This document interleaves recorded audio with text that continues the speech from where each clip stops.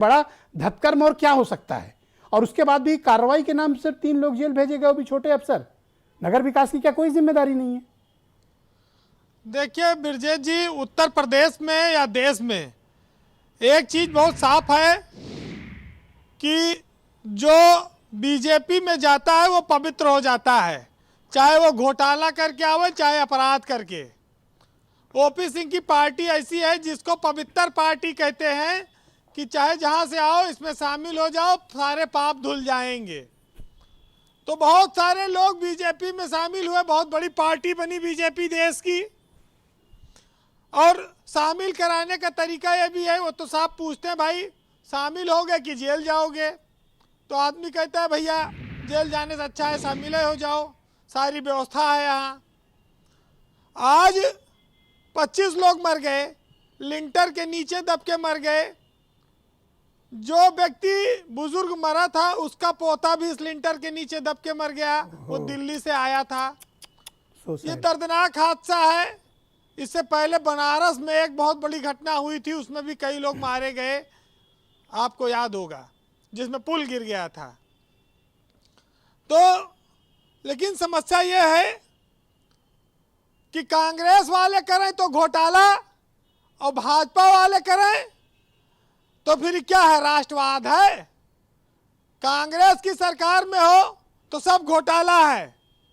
आपको याद होगा कि कोयला घोटाला, स्पेक्ट्रम घोटाला और टेलीफोन घोटाला, तमाम तरह घोटाला, और मीडिया भी उसको नाम देता है कोलगेट, है ना, रेल गेट, और पता नहीं क्या क्या, टेलीकॉम इसका नाम क्या रखा जाए, शमशान गेट। अब देख लीजिए, चूंकि शमशान और कब्रिस्तान के नाम पर उत्तर प्रदेश में बहुत वोट मांगे गए हैं। सरकार की साख पर बट्टा लगा है, इसमें कोई शक नहीं है। जिन अफसरों ने लगाया, जो दोषी हैं सरकार तय करे, नहीं तय करेगी जनता तय करेगी। और उसके बाद हिंदू मुसलमान तो इनका चल ही रहा है। ये बताइए कि इसका जो कंट्रोलिंग डिपार्टमेंट है, एडमिनिस्ट्रेटिव डिपार्टमेंट है, नगर विकास, उसकी चुप्पी क्या बताती है? देखिए, जिस नगर विकास के मंत्री को लोग जानते हो कि जिनका ना तो कोई बयान आता है, ना वो कहीं सक्रियता दिखती है उनकी, खाली उनकी मुस्कुराती हुई फोटो आप देख सकते हैं। लालजी टंडन जी के पुत्र हैं वो, गोपाल टंडन, जो नगर विकास के मंत्री हैं, लेकिन वो खाली हमें लगता है कि नाम के मंत्री हैं। वो ज़्यादा एक्टिविटी उनकी रहती नहीं विभाग में, और अधिकारी उनकी सुन ले ये भी बहुत ज़रूरी नहीं है। लेकिन ब्रजेश जी, आपको याद होगा 69,000 शिक्षकों की भर्ती का घोटाला हुआ यहाँ, मंत्री के पीआरओ तक उसमें शामिल थे, एसटीएफ लगी, सब रफा दफा हो गया। आपदा को अवसर में कैसे बदला जाता है ये आपने गांवों में देखा, जब यहाँ पर सैनिटाइजर में और क्या क्या पल्स ऑक्सीमीटर खरीदने में घोटाला कर दिया और अधिकारी सब बच निकले।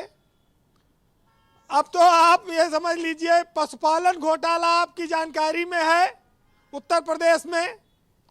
अब तो आप ये समझ लो कि जिस पुल से गुजरोगे आप, चाहे नदी के, रेलवे का, आपको डर लगेगा कहीं पुल ही ना गिर जाए। कितना घोटालेबाजों को लेकर ये देश आशंकित है प्रदेश, कितना भ्रष्टाचार है। और कौन सी बिल्डिंग, आप सरकारी बिल्डिंगों को देखिए ना, 8-10 साल में सब जर्जर हो जाती है, झड़ने लगता है प्लास्टर, रंग वंग एकदम गिर जाता है, लगता है कि पता नहीं कभी बिल्डिंग गिर जाए। तो इस देश में दुर्भाग्य है कि कमीशन खोरी ने आदमी की जान को बहुत सस्ता कर दिया है। और तमाम, तो क्या उम्मीद की जाए कि कुछ कड़ी कार्रवाई होगी, या सिर्फ ये खाना पूर्ति है जैसा कि हर घटना में होता है? देखिए, जब शौचालय में आज तक घोटाले में कुछ नहीं हुआ, आवास के घोटाले में पैसे लिए जाते हैं, आवास बढ़ते हैं, दुनिया जानती, नाली, खड़ंजा, तालाब खोदने से लेके, जब कहीं कुछ नहीं हुआ तो इसमें कुछ होने की उम्मीद कम है। एक चीज देखिए, हर कोई इस देश में जानता है कि मेहनत करने से खाली गरीबी आती है, अमीर बनने के लिए घोटाला करना पड़ता है। और यही वजह है कि अधिकारी इसका भरपूर इस्तेमाल करते हैं।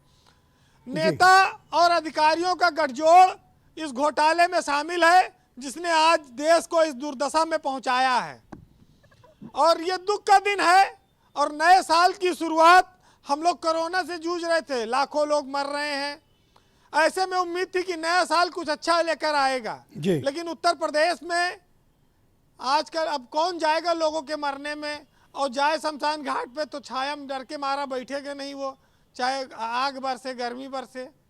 अब वैसे कोविड प्रोटोकॉल में बहुत कम लोग जाते हैं एक दूसरे को देखने घर पे, और मरने में अगर लोग खुद मरने लगे तो कौन जाएगा। जी बीरेन जी, लेकिन एक चीज जान लीजिए, बीजेपी में चाहे जितना बड़ा घोटालेबाज हो, इतना इनके पास तर्क है, राष्ट्रवादी लोग हैं कि ये हर घोटालेबाज को डिफेंड कर लेते हैं, उनका पक्ष उनको पवित्र बता देते हैं।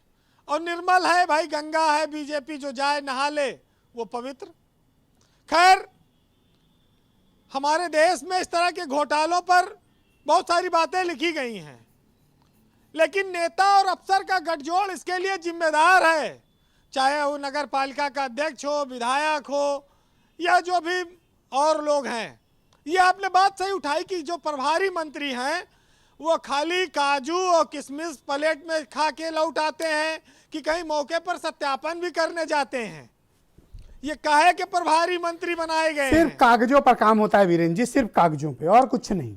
अब प्रभारी नोडल अफसर का भी यहाँ पर नोडल अफसर, मेरे एक साथी ने लिखा कि यूपी का नाम बदलकर नोडल प्रदेश कर देना चाहिए, इतने नोडल अफसर रोज भेजे जाते हैं। ये सोशल मीडिया पर लोग लिखते हैं। चलिए जी बीरेन जी, कंक्लूड ऐसी स्थिति में कहा गया है जब कोई घोटाला होता है उसका लाभ किसको होता है। रफीक सदानी ने लिखा है जियो बहादुर खद्दरधारी पर कि सूखा या सैलाब जो आवे तोहरा बेटवा खुशी मनावे, और घरवाली आंगन में गावे मंगल भवन अमंगल हारी, और जियो बहादुर खद्दरधारी। बरखा में विद्यालय ढहेगा और वही के नीचे टीचर रहेगा, और नहर के खुलते दुई पल पुल बहेगा, और तोहरन पूत के ठेकेदारी जियो बहादुर खद्दरधारी। बहुत बहुत शुक्रिया वीरेन जी, अपना ग्राउंड जीरो से फीडबैक देने के लिए। जूही सिंह जी समाजवादी पार्टी की प्रवक्ता हैं, ओपी सिंह भी हमारे साथ कनेक्ट हो रहे हैं। जूही सिंह जी, मैं आपसे समझना चाहता हूं, सरकार का कहना है कि हमने कार्रवाई कर दी, एफआईआर लिख ली, 3 लोगों को जेल भेज दिया। क्या आप मानती हैं कि इतनी कार्रवाई पर्याप्त है, या फिर किसी बड़ी एजेंसी से इसकी व्यापक जांच हो ताकि शमशान के दलालों के चेहरे बेनकाब हों?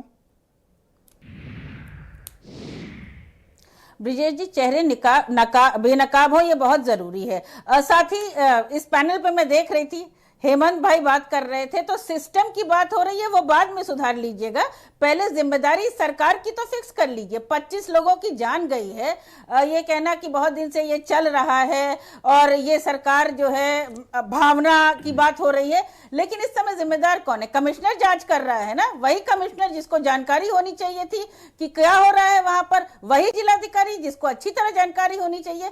पैसे का मामला छोड़िए, छोटा